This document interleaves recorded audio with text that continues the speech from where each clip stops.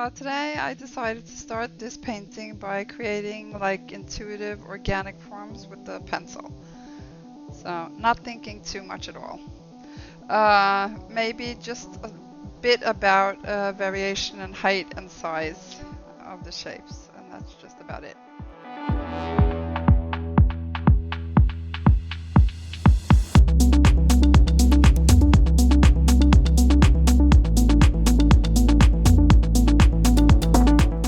Okay, so as you can see, I covered up a few of my marks, but don't be afraid to do that because you can always bring them back again.